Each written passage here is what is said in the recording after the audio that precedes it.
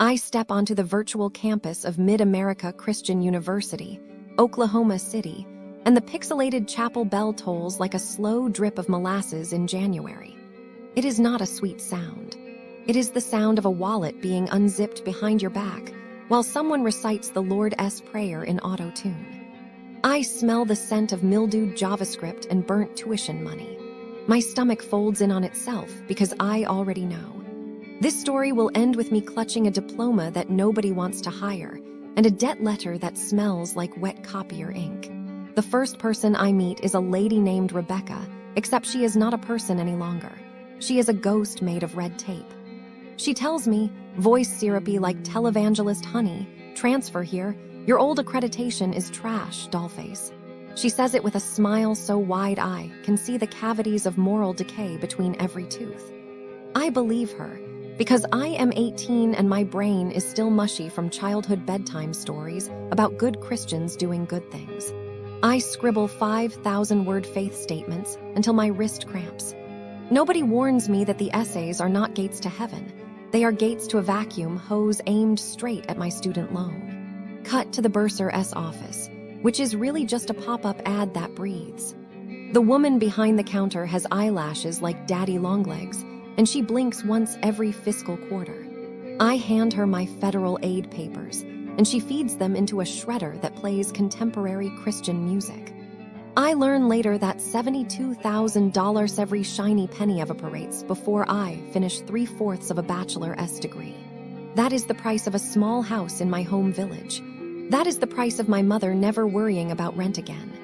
Gone. The lady shrugs and says, "The Lord provides," while she pockets a gift card to Longhorn Steakhouse.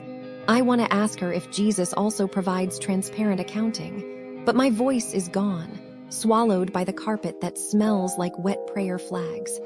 Every 5 weeks we sprint through a new course module. Imagine trying to swallow an entire textbook while someone whips your back with a celery stick screaming faster. God is waiting. The professors are mostly nice, except for one who informs me that any further formatting error will result in disciplinary action. I spend the night replaying that moment, staring at my blinking cursor like it is a secular demon. My pulse thumps in my ears. Grades become the currency of self-worth, and mine plummets like a rock in holy water. The irony tastes metallic, a Christian school teaching me anxiety instead of peace. Financial aid is an Ouroboros of incompetence. I call on Monday, speak to Brad, who promises a refund in 2 days. I call Wednesday, speak to Chadson, who says Brad is fake news and I need a tax transcript from the IRS. I call the IRS, they send the transcript to Narnia. By Friday, I am on the phone with Madison, who swears my file never existed, like I am a fiscal ghost. My bank account overdrafts. I eat plain ramen seasoned with tears that taste like high interest. This loop lasts 3 years. Every employee contradicts the last one, and each holds the same glazed smile of somebody who knows they will quit before you graduate. They schedule labs with the urgency of a pop quiz from Zeus. I find out I must appear in person, though I am an online student living 3 states away. The email arrives 3 hours before the lab begins. I refresh my inbox 17 times, hoping for mercy. Instead, I get a pixelated map to a construction site that used to be a parking lot. I beg student services for clarification. They transfer me to admissions. Admissions transfers me to registration. Registration transfers me to a voicemail box that is full, because of course it is. I imagine all of us students spinning in bureaucratic purgatory, clutching dollar store lab goggles that will never be used. One night I open my degree audit and discover they have me enrolled in a 6-year program though. A high sign for 2. Nobody knows how it happened. Aliens, perhaps, or original sin. I email my advisor, Sister Spreadsheet, who answers after solstice. She says, yes, that does look odd, and then stops replying, ascends to admin heaven. I picture her wearing a halo made of paper clips. I learn that switching to an associate's degree, something I requested 14 times, requires 17 more signatures than selling a kidney on the black market. My academic plan becomes a Kafkaesque craft project I cannot paste together.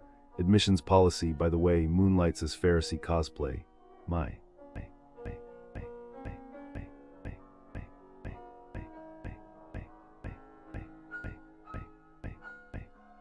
The businesses that ring Mid-America Christian University feel like a practical joke written in disappearing ink. You show up, the ink fades, and the punchline is your wallet coughing up dust.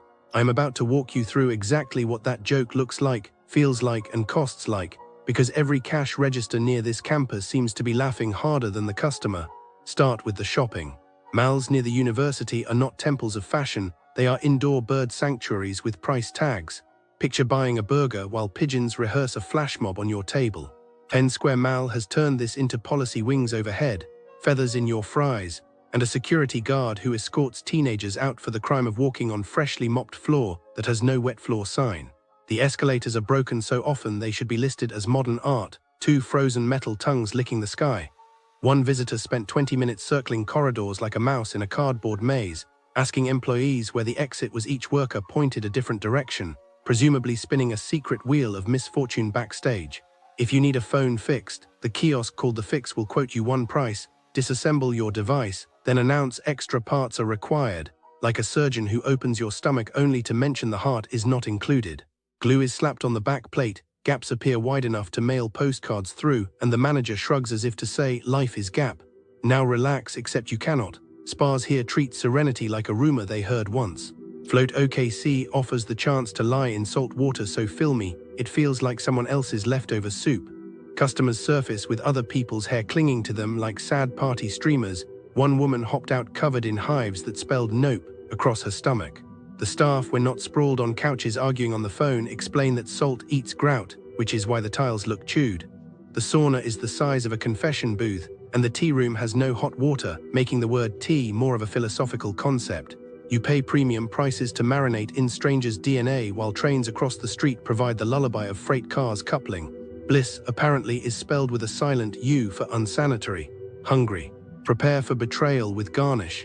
The collective kitchens and cocktails is a food hall where every counter closes early, like a potluck that ends before the guests arrive.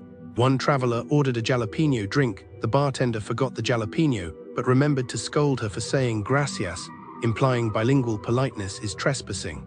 Beef sticks taste reheated from the Mesozoic era, chew once, taste extinction. A manager once told a birthday group that had waited 2 hours for lost tickets, you can leave now, as if the celebration itself was the mistake. The rooftop view is lovely, you can see exactly where your evening dove off a cliff. Steakhouses near campus moonlight as disappointment theme parks. Mahogany Prime will charge you $300 for the privilege of food poisoning. Steaks arrive cold, then reheated like abandoned orphans return to the orphanage. One regular customer, loyal for 10 years, phoned to book a party of 13. The manager opened with, "Are you sure you want to come back? You did send food to the kitchen last time." Translation, "We remember you expect quality, how dare you?" Ribeyes are cooked medium rare yet mysteriously juice-free, as if the kitchen owns a secret dehydrator. Sides float under a yellow raft of cheese thick enough to grout bathroom tile. When patrons complained, the full tab still appeared, presented with the flourish of a magician revealing the final card, the disappearing respect trick. Nightlife. Picture a concert hall run by people who read the backwards. Tower Theatre sells VIP packages that include a meet and greet you will never meet, because nobody tells you where to stand. A disabled guest who slipped near the entrance was escorted out for being drunk. She does not drink, her wheelchair does not serve cocktails. Sound engineers mix vocals into witness protection silence. You will hear every guitar except the singer, turning lyrics into a guessing game. If law enforcement officers attend while armed, as state law allows, security will deny them entry, then watch a bar brawl next door and wonder why the good guys stayed home. The bar recently switched to card only, tacking on surprise fees like a magician pulling extra scarves from his sleeve. Cash tips vanish into accounting smoke, patrons leave feeling mugged by receipt. Even the neighborhood bar cannot merely pour a drink. The Pump Bar, once proud Rainbow Flag Central. I am looking into crimes near Mid-America Christian University, Oklahoma City, because I want to let you know what could happen during a short 2-week stay. Businesses near Mid-America Christian University, Oklahoma City, are like ordinary brick and mortar stores that serve both students and tourists. They are often busy, have long checkout lines, and sometimes lack security. One case involved a check fraud scheme that targeted major retailers such as Walmart, Academy, and Home Depot. 2 local residents were charged with 12 felony counts for writing fraudulent checks and using them to buy items. A tourist who bought something with a check that later turned out to be fake would probably find the purchase cancelled and the goods taken back. The victim might have felt embarrassed and would likely contact the store manager to explain the situation and try to get a refund or replacement with cash. The store would probably increase its verification procedures, making future tourists wait longer at the counter. The scammers were arrested, so they will likely face prison time and heavy fines, and the stores will pursue civil restitution. Businesses near Mid-America Christian University, Oklahoma City, are like small grocery outlets that see a lot of hurried shoppers. A quick change scam was reported at a grocery store near Southwest 59th and Pennsylvania Avenue. In that scam, a woman confused the cashier and walked out with more change than she was owed. A tourist who was buying groceries might notice the cashier looking unsettled and could be asked to wait while the employee recounts the money. The tourist would probably feel uneasy and might leave the store, missing the rest of the shopping trip. The store would likely call police and tighten its cash handling training, so future shoppers will experience stricter supervision at the register. The suspect was released on a wanted flight.